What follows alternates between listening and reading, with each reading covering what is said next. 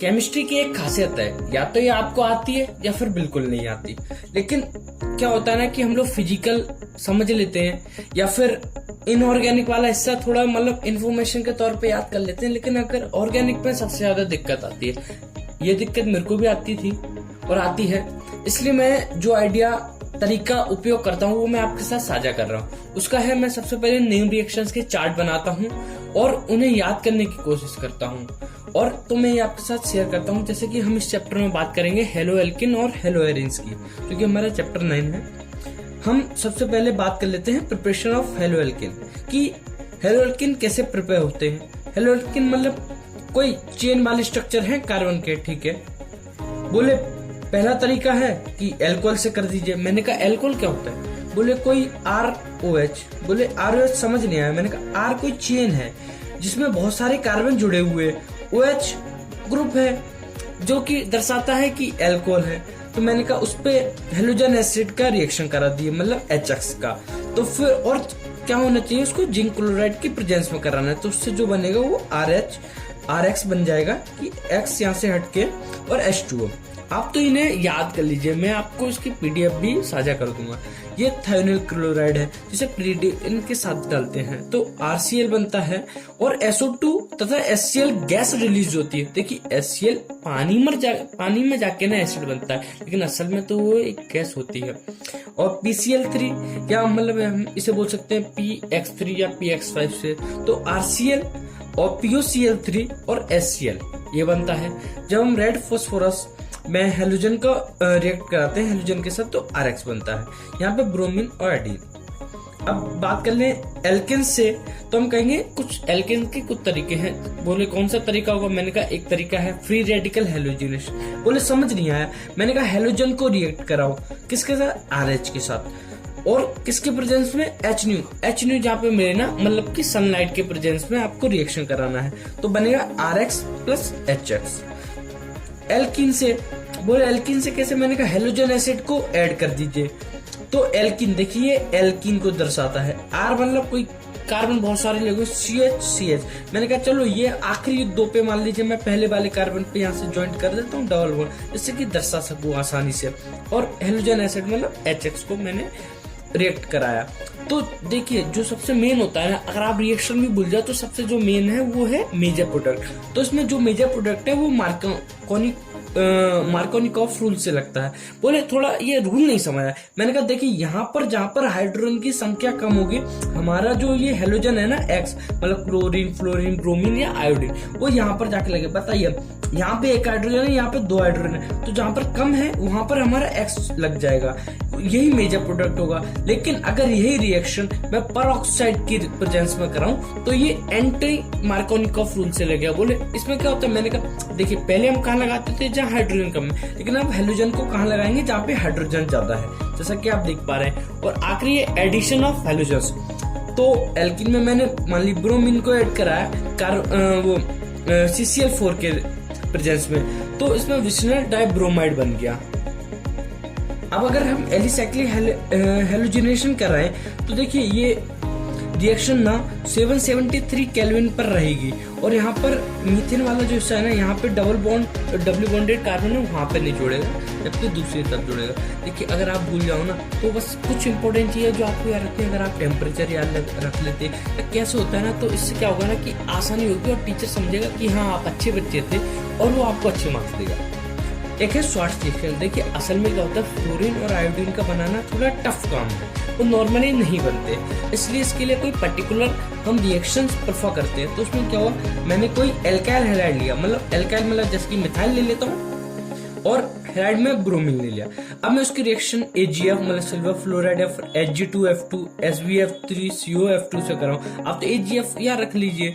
तो देखिए फ्लोरीन यहाँ से हटके आएगा ब्रोमीन की जगह पे, और Ag के साथ ब्रोमीन लग जाएगा, मतलब फ्लोरोमीथेन बन गया सिल्वर ब्रोमाइड। मतलब स्वार्ट्ज रिएक्शन है। जब भी मन में आया तो आप समझ जाइए फ्लोरीन बनाने के लिए हमें स्वार्ट्ज रिएक्शन को प्रयोग में लाना होगा। और एक और रिएक्शन होती है बोरोडीन हंसडिकर रिएक्शन। तो उसमें क्या होता है, हम मेनली ब्रोमो एल्केन्स बनाते हैं इससे। इसमें मैंने सिल्वर एसिटेट ले लिया और ब्रोमीन का रिएक्शन कराया। तो देखिए ये मीथेन वाला हिस्सा था, इस पर ये ब्रोमीन आकर लग गया, ठीक है, तो मिथाइल ब्रोमीन बन गया। अब देखिए ये COO वाला हिस्सा था, अब इससे क्या हुआ ना, मतलब CO2 अगर मैं COO बोलो तो और CO2 बोलूं ना तो थोड़ा भाव नहीं समझ आता, लेकिन ध्यान रखिए ये आखिर में CO2 तो लिखा है, CO2 गैस, और Ag निकला और ब्रोमीन इसके साथ आ गया तो AgBr हो गया। और एक आखिरी है वो है फिंकलिस्टीन रिएक्शन। आखिर क्या होता है ना कि हमने फ्लोरीन के लिए तो पढ़ ली श्वार्ट्ज रिएक्शन, अब आयोडीन बनाने के लिए देखिए एल्काइल से हम जब आयोडाइड बनाते हैं ना, तो और ये जो रिएक्शन है ना वो NaI और एसीटोन, ड्राई एसीटोन की प्रेजेंस में होती है। इसमें क्या होता है, RX लिया मैंने, क्लोरोब्रोमो कुछ भी हो सकता है, NaI के और एसीटोन की प्रेजेंस में कराया तो RI बन गया और NX हो गया। अब हम अगली और रिएक्शंस की बात करते हैं, जैसे कि अब हम बात करते हैं preparation of hello arenes. Hello arene क्या होता है, मैंने भाई बेंजीन रिंग है, ठीक है। अब ऐसी वाली चीजों की बात करेंगे, बेंजीन पर मैंने हेलोजनेशन का रिएक्शन करा, हेलोजनेशन समझो X2, मतलब कि कोई भी फ्लोरो क्लोरो ब्रोमो आइडो, और FeCl3 की प्रेजेंस में करा है। जब ये रिएक्शन डार्क में होगी ना 310 to 320 केल्विन, अगर आप इतना भी याद रख लेते तो ये बहुत बड़ी बात है, तो एराइल हैलाइड बनेगा, मतलब बेंजीन के ऊपर हेलोजन लगा हुआ होगा। अब यही चीज डाइजोनियम सॉल्ट के साथ 3 तरीके से हो सकती है। पहला है सैंडमेयर रिएक्शन, देखिए ये वो रिएक्शन है जिससे कि बच्चे 12th में पास हो जाते हैं, मतलब CuX और HX के साथ। दूसरी है गटरमान रिएक्शन, मतलब कॉपर और HX, और तीसरी है KX की रिएक्शन करा दो। देखिए जहाँ K लिखा होगा ना पोटेशियम, वहां पे आप सोडियम भी लिख सकते हैं, Na लिख सकते हैं, तो इसके लिए आप कंफ्यूज ना हो। अब अगली चीज बात करते हैं तो वो है, मतलब मैंने फिनॉल आखिर क्या होता है, मैंने कहा देखिए फिनॉल ऐसे समझिए बेंजीन रिंग है ना, उस पर OH लगा दीजिए आप, ठीक है, उसमें PX5 का मैंने ऐड किया, रिएक्ट कराया तो एराइल हैलाइड मेरा बन गया। अब एक जो इम्पोर्टेंट रिएक्शन है उसकी मैं बात करता हूँ, उसका नाम है वॉल्स-सीज़मान रिएक्शन। तो उसमें क्या होता है ना, आखिरकार हम लोग ना ये देखिए हम एनिलीन ले सकते हैं। एनिलीन क्या होता है, बेंजीन रिंग के ऊपर NH2 ग्रुप या फिर N2Cl। तो अब मैंने ना उसमें फ्लोरोबोरिक एसिड मिलाया HBF4। आप तो बस इतना याद रख लीजिए कि सबसे बड़े एनिलीन ले लीजिए, उसमें फ्लोरोबोरिक एसिड का रिएक्शन कीजिए, और ये चीज ना फ्लोरो एरिन्स बनाने के लिए होता है, मतलब फ्लोरो मतलब फ्लोरीन, एरिन्स मतलब जो बेंजीन के ऊपर लगे होते हैं, आप तो ऐसे समझ लिए। और सीधा आप अगर ये सब भूल जाओ ना तो आप तो सीधा यहाँ पे फ्लोरो बेंजीन बना लेना। अब आप ये सोचिए आपने HBF4 लिया था, तो बोरोन का भी तो कहीं काम होगा, फ्लोरीन का भी तो होगा, एक फ्लोरीन ही तो इधर आया तो BF3 बचा, और यहाँ का नाइट्रोजन यहाँ इवॉल्व हो गया। अब हम बात कर लेते हैं एल्काइल हैलाइड्स की प्रॉपर्टीज की। एल्काइल मतलब जो आप ऐसे समझ लीजिए स्ट्रेट चेन में हुआ करती थी, तो मैंने इनको 3 मुख्य भागों में बांटा है, जैसे एक न्यूक्लियोफिलिक और एलिमिनेशन रिएक्शन। ये तो आप दोनों बहुत सुने होंगे ना। न्यूक्लियोफिलिक में देखिए KNO2 से मैंने रिएक्शन कराया, मान लीजिए R कुछ था फिर S था मान लीजिए, तो R के साथ और NO2 ऐसे जुड़ गया, आप समझ पा रहे हैं ना। और AgNO2 से कराया तो फिर RNO2 फिर से बना, मतलब NO2 जुड़ गया R के साथ। एक्वस एल्कली से किया तो एल्कोहल बन गया। NaCN या AgCN से मान लीजिए मैंने कर दिया, या KCNC भी कर दूंगा तो RCH बनेगा, मतलब साइनाइड होता है। एलिमिनेशन रिएक्शन जब मैंने एल्कोहलिक को H से किया, NaH2 या KNH2 से किया तो अनसैचुरेटेड हाइड्रोकार्बन बनेगा, और इसका मेजर प्रोडक्ट ना है वो ZF रूल से डिसाइड करेंगे हम। अब हम अगर मान लीजिए इसकी रिएक्शन किसी मेटल से कराते हैं, तो मेटल कौन से हो सकते हैं, हमने एक सबसे मुख्य रिएक्शन है, इसका मतलब नाम हर बार सुना, ग्रिग्नार्ड रिएजेंट। इसका उपयोग क्या होता है, जब हमें कार्बन की संख्या बढ़ानी हो ना अपनी चेन में अच्छी खासी, तो हम ग्रिग्नार्ड रिएजेंट का प्रयोग करते हैं। Mg मेटल होता है, और बुर्ज रिएक्शंस होती हैं उनमें हम सोडियम मेटल का प्रयोग करते हैं एल्केन्स बनाने के लिए। अब देखिए बुर्ज रिएक्शंस के बारे में थोड़ा जानकारी ले लेते हैं। ये रिएक्शन विद मेटल है, मतलब इसमें सोचिए आप सोडियम मेटल का रिएक्ट करते हैं। इसके 2 हैं, बुर्ज फिटिक।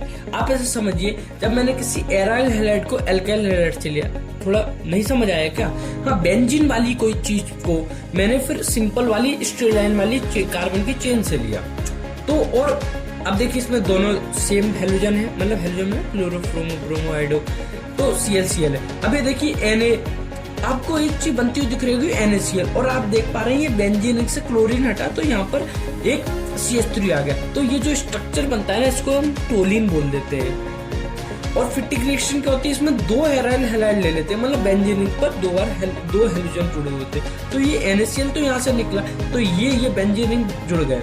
तो इससे इसका क्या हुआ ना कि ये हो गया डाइफिनाइल, हम इसको नाम दे देते हैं डाइफिनाइल। अब हम बात करते हैं एराइल हैलाइड्स की। एराइल हैलाइड मतलब बेंजीन के ऊपर कोई हेलोजन ग्रुप जो लगा, मतलब क्लोरोफ्रोमो ब्रोमाइड। आपने ये रिएक्शन साथ साथ में याद कर लीजिएगा, ये बहुत ही महत्वपूर्ण है। मेटल के साथ करते हैं तो ऑर्गेनोमेल्डिक कंपाउंड्स बनते हैं, मतलब ऐसे कंपाउंड जिनमें कार्बन और मेटल का बॉन्ड हो। बुर्ज-फिटिक और फिटिक रिएक्शन जो कि सोडियम और ट्राई ईथर की प्रेजेंस में होता है, तथा एक उल्मान रिएक्शन होती है जो कि कॉपर पर हीट करते हैं, तो उन दोनों से एरोमेटिक हाइड्रोकार्बन्स बनते हैं। अब हम बात करें न्यूक्लियोफिलिक सब्स्टिट्यूशन की, तो OH- से रिएक्ट करेंगे। ये आएगा कहां से? हमें ये मिलेगा NaOH, सोडियम हाइड्रोक्साइड से। साइनाइड चाहिए होगा तो कॉपर साइनाइड से मिलेगा। NH2 चाहिए होगा तो किससे मिलेगा? अरे अमोनिया से तो मिलेगा। और ये जो नीचे चीज लिखी अगर याद कर लोगे तो और बढ़िया, चित्रों तो याद ही है। OH-, देखिए ये सब किसी भी जगह आप लगा दो। देखो ये तो उसका फर्स्ट ही कहलाएगा ना, क्योंकि मतलब इस पोजीशन को हम फर्स्ट पोजीशन बोले, क्योंकि कहीं पे भी जोड़ दो एक ही तो व्यक्ति है। अब बात करें अगर इलेक्ट्रोफिलिक सब्स्टिट्यूशन रिएक्शन की, तो मैं कुछ नाम देता हूँ, जैसे हेलोजनेशन। हेलोजनेशन मतलब हेलोजन का एडिशन। हेलोजन मतलब X2 मतलब क्लोरोफ्लोरोब्रोमोआइडो। तो देखिए इसका जो मेजर प्रोडक्ट होता है ना, तो आप ऐसे समझ लीजिए कि ये ना ऑर्थो पैरा डायरेक्टिंग होते हैं। पैरा वाला मेजर होता है, मतलब आप मैक्सिमम 95% केसेस में देखेंगे कि मेजर वाला प्रोडक्ट हमेशा पैरा वाला मेजर होता है। नाइट्रेशन देखेंगे, नाइट्रेशन मतलब कि नाइट्रोजन NO2 का एडिशन, तो ये कहां से होगा? HNO3 या सल्फ्यूरिक एसिड से हम रिएक्ट कराएंगे तो NO2 निकलेगा। तो मेजर वाला हमेशा पैरा पर आएगा और माइनर वाला ऑर्थो पर आएगा। सल्फोनेशन मतलब SO3H का होना, तो कहां से मिलेगा? हमें सल्फ्यूरिक एसिड से मिलेगा। तो मेजर वाला आप समझ गए होंगे कहां पर होगा? पैरा पर होगा। एक दो रिएक्शंस और है, इसके नाम नोट कर लीजिए आप जाते जाते। फ्रीडल एल्काइलेशन, तो इसमें क्या होता है? RX। तो अब देखिए मैंने यहाँ पे X इसलिए लिखा क्योंकि कोई यहाँ पर पहले से तो हेलोजन ग्रुप होगा, ताकि आप समझ सको कि आखिर क्या चीज आ रही है। यहाँ पे देखिए R आता है। R मतलब कि कार्बन के कंपाउंड्स के कुछ चीजें आती है, चेन वाली चीजें आ जाती है। फ्रीडल एसाइलेशन, एसिडेक्स, ये एक लुईस एसिड है। इसमें मेजर प्रोडक्ट पैरा पर बनता है। आज के लिए इतना ही, धन्यवाद।